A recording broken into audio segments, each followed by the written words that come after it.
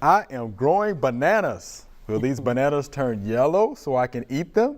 And this is from Susanna from Rosemark.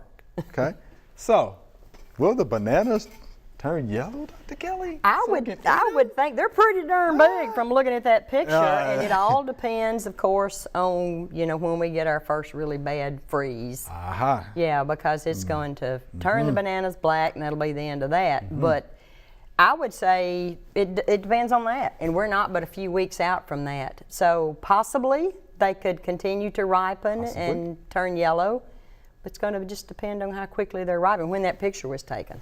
If it was taken a few weeks ago. Right. But I'd say, yeah, if they turn yellow, yeah, try to eat them. I've tried to eat mine. They're tiny little things, and they're not real good green, so, but yeah, the banana would be edible. May not be tasty, but it would be edible.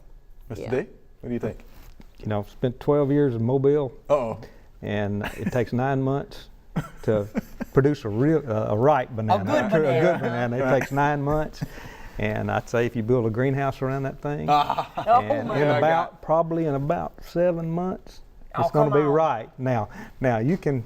They look big to me, but I couldn't tell. Again, with pictures, you don't have a lot of reference, but well, it just depends on when it was produced, when it bloomed and all that. And I'm figuring a couple of months. Yeah, mine have never gotten yellow. They're little tiny dudes, and of course they always wind up frozen. Right. Mine didn't do well even in Mobile.